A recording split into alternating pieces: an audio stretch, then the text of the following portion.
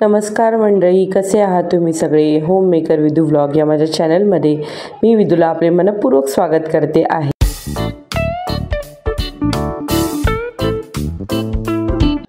तर मंडळी, मी रेवा आणि ऋषिकेश गेलो होतो एका गृहप्रवेशाच्या कार्यक्रमासाठी।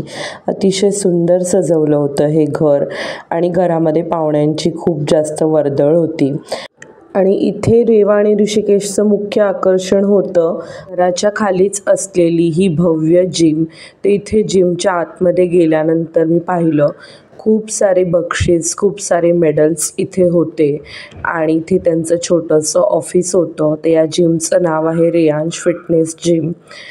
तर गृहप्रवेशाच्या कार्यक्रमासाठी बरीच जी लोकं आली होती त्यातली मुले बरीचशी इथेच होती, कारण जिममध्ये खूप सारे इन्स्ट्रुमेंट होते आणि रेवाला तर इथे सगळीकडे सायकल आहे आणि घसरगुंडी आहे, असं सगळं काहीतरी खेळण्याचंच आहे असं वाटत होतं। मागच्या एका व्लॉगमध्ये मी तुम्हाला दाखवलं होतं, आम्ही जेव्हा एका लग्नाला गेलेलो होतो आणि लकीली त्यांच्या तिथे समोरच एक व्यायाम करण्याचा कट्टा होता। तर तिथे बघितलं तुम्ही, दोघंसुद्धा एकदम उच्छाद मांडून खेळत होती। तसाच प्रकार इथेही झालेला होता आणि इथे अजिबात कोणी मुलांना ओरडत नव्हतं। तर त्याच्यामुळे इथे खूप मज्जा चालू होती। हे बघा, ऋषिकेश तर काही विचारायलाच नको, ते डंबेल्स वगैरे घेऊन एकदम सुटला होता। आणि मी जिमचं सगळीकडे इन्स्ट्रुमेंट बघत होते इथून, कारण मी पहिल्यांदाच ही जिम बघत होते, पहिल्यांदाच या भागात आले होते। तर वेगवेगळे instrument including treadmill, cycling, weight lifting असं बरंच काही इथे होतं।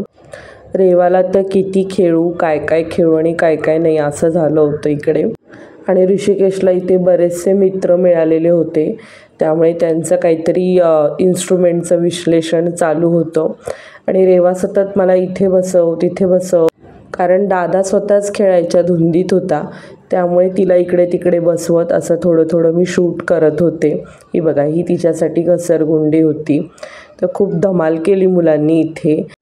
त्यानंतर चला आपल्याला आता जायचं आहे वर कार्यक्रमासाठी, असं खूप विनवण्या करून आम्ही इथे वर पोहोचलो आणि इथे गौतम बुद्धांची अतिशय सुंदर प्रतिमा होती।